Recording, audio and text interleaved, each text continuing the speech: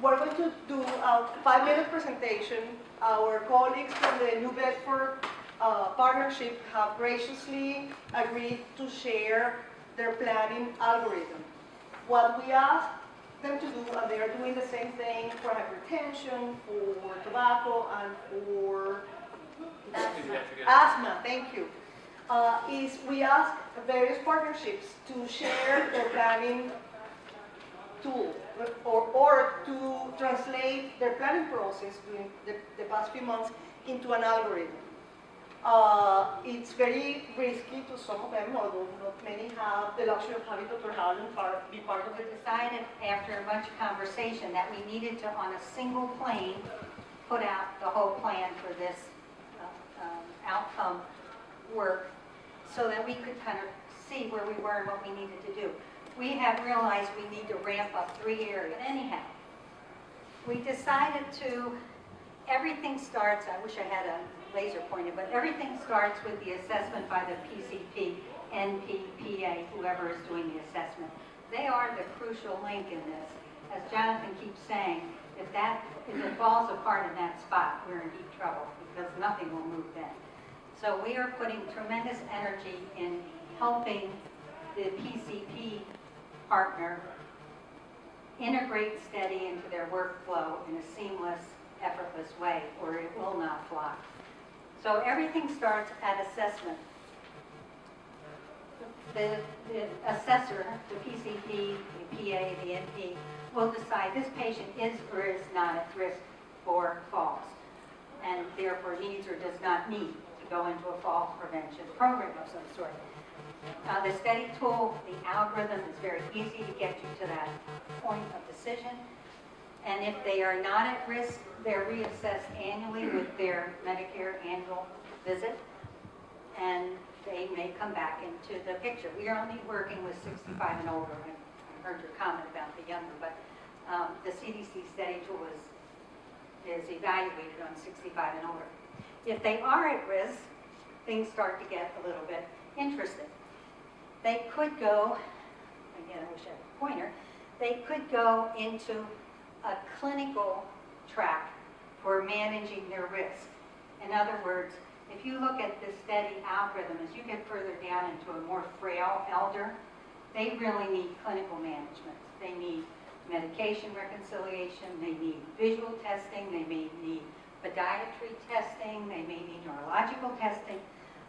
That stays in the clinical world. And there would not be a referral to the community for those particular patients. It is possible, though, that they could be referred for OTEGA.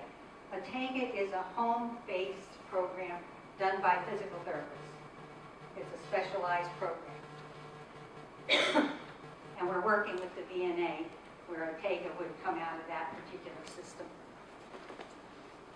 If they are in this referral process, in this middle, if the provider decides this person is cognitively intact, is maybe like at a level 2 risk, could really benefit from some community intervention, they would refer them to our community-based program coordinator, who currently doesn't exist, but will someday be a real person. They would send, so now we have the e-referral coming to that coordinator.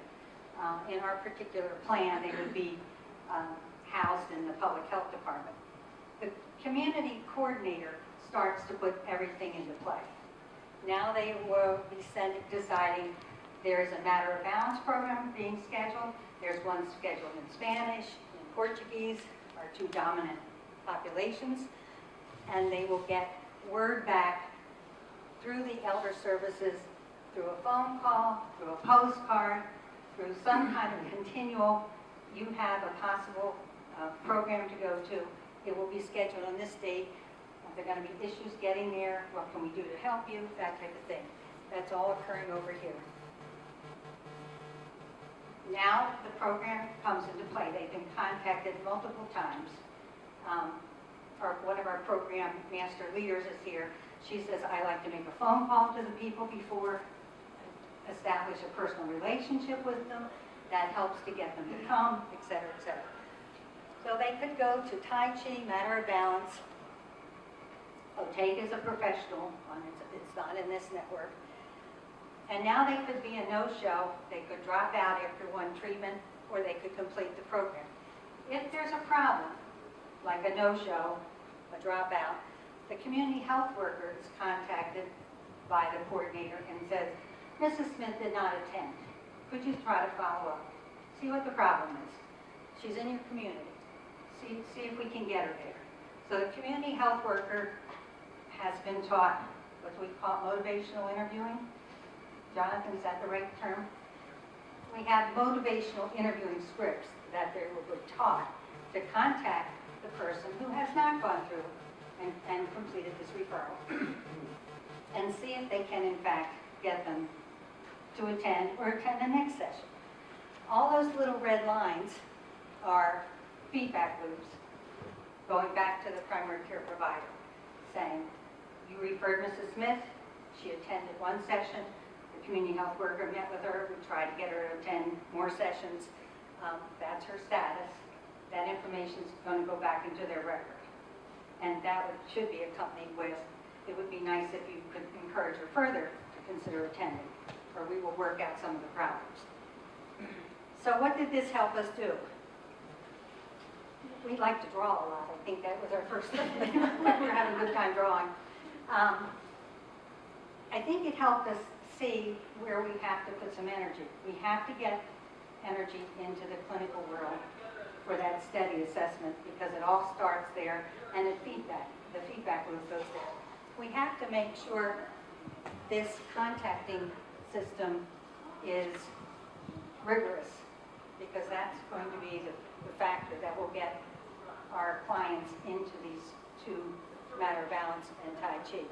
We're working to ramp up the number of Matter of Balance and Tai Chi programs we have available. We were lucky Barbara just got trained as a master leader in Matter of Balance, so she will be busily working up more coaches. What else are we seeing? And we're starting to work with the VNA on Otake. Jonathan has met with them to see if we can entice them to put more Otake services into the system. Jonathan, what should we add? Well, I think, you know, in addition to the sort of value of, in addition to the value to us of kind of working through the system and how is this going to work, it's also very useful when we're talking to the clinicians about how the system lays out and how it's going to work and what their role is and what the feedback loops are in terms of information, et cetera. So almost everything up here is sort of implicit in the whole prevention and wellness program. All we did was sort of lay it out, make the connections, and as I say, that helps us think through how it's going to work, and it also helps us sort of negotiate participation with the clinical providers. Yeah. I wanted to just add one thing. Just in our initial troubleshooting, Jonathan and I gave a talk to our provider site that we have champion physicians. It happens to be a community health department where Joyce is located. Joyce said the physician is already writing up referrals. We don't even have the community. She had to go speak to him and say, we're not quite ready. One thing I know about clinicians is they get excited about things and they want it to start tomorrow. So we're having our first challenge in terms of how to feed this in slowly to a pilot with a small number of clients so we can test out this e-referral that doesn't exist and try to somehow substitute other forms of referral that will become the e-referral. We need to test that out on a very small scale, but our clinicians, I think thanks to Joyce over there, are really excited about all this and they're ready to go. So I'm trying to figure out how to temper their excitement but not let them lose it while we ramp up all the other factors that are required, because this is pretty complex when you start looking at the feedback loops. Thank you. This is conceptually very, very helpful. How how did you envision, realizing the community-based program coordinator is a hypothetical position right now, in terms of that person's sort of skill mix training, how might that compare with the community health worker? Just kind of give me a sense of what you and John and the rest of your team imagine that skill mix to be. I'll give you one quick off the one thing that entered into the discussion. That community coordinator is for all 4 of our outcomes, I believe. Yes. That was the game plan. And we, in presenting this program to the providers, we were sensitive to the fact that they may be reluctant to spread a lot of information around all over the community about their patients, and that a central person that had some professional background training might be the most palatable pathway. And that person really has to monitor where all the community programs in the area are being offered, because they have a tendency to pop up in strange places, and we wanted some control over managing that they were systematically offered in different languages, etc. But also there was some sensitivity to, if I were the provider physician, I don't know that I'd want to just be sending referrals out to everybody and anybody. I'd want to really kind of know who that point person was in charge of that. And I think we were looking for someone that, I don't know what the job description is, Brenda must have dealt with that already, but someone that had some validity to the medical community as being able to manage some somewhat sensitive material. Does that make any? Jonathan, did you want to add to that? That's kind of how the conversation went. My We understanding. need the microphone.